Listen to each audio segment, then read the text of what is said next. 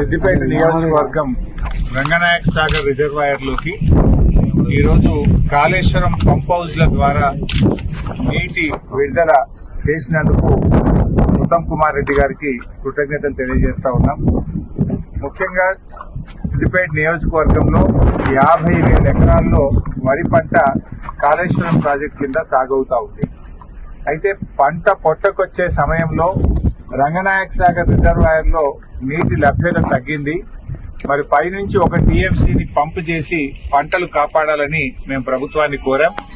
దానిపైన స్పందించి ఈరోజు అనంతగిరి రిజర్వాయర్ నుంచి 1 టీఎంసీ నీళ్లను రంగనాయక సాగర్ రిజర్వాయర్ లోకి పంపు చేస్తున్నందుకు మరి మా లేఖపై స్పందించినందుకు ఉత్తమ్ కుమార్ రెడ్డి గారికి ధన్యవాదాలు తెలియజేస్తూ ఈరోజు ఒక విషయంలో ప్రభుత్వం కళ్ళు తెరవాలి.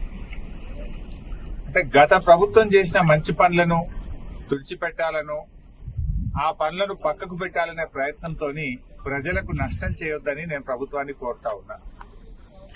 ఈరోజు ఎస్ఆర్ఎస్పీ స్టేజ్ 2 కింద అటు తుంగతుర్తి గాని, సూర్యాపేట గాని, కోదాడ గాని, అదేవిధంగా ఎస్ఆర్ఎస్పీ ప్రాజెక్టులో భాగంగా భూపాలపల్లిలో గాని చాలా చోట్ల పంటలు ఎండిపోతా ఉన్నాయి.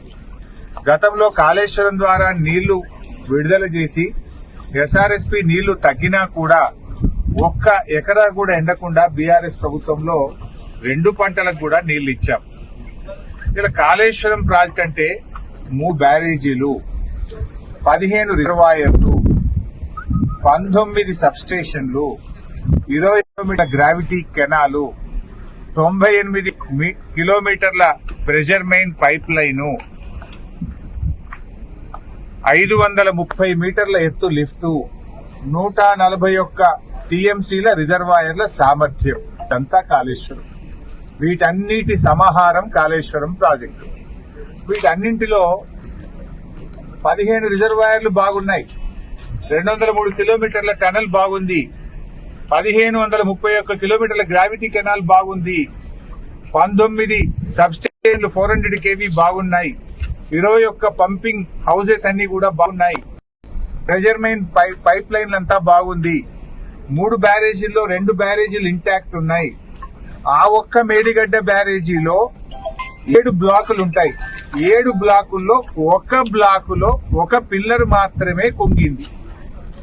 దీనికి మొత్తం కాళేశ్వరం కొట్టుకుపోయిందని, మునిగిపోయిందని గోరంతలు కొండంతలు చేసి దుష్ప్రచారం చేసి బీఆర్ఎస్ మీద బురద జల్లి రాజకీయంగా లబ్ధి పొందినారు. సరే, అధికారంలోకి వచ్చింది.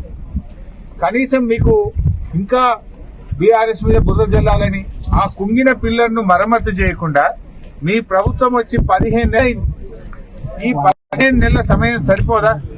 అన్ని బాగున్నాయి. రిజర్వాయర్లు, పంప్ హౌస్, సబ్ స్టేషన్లు, కాలువలు, టనెల్లు అన్ని బాగున్నాయి. Please subscribe to the channel and download the Politicos app from the links in the description.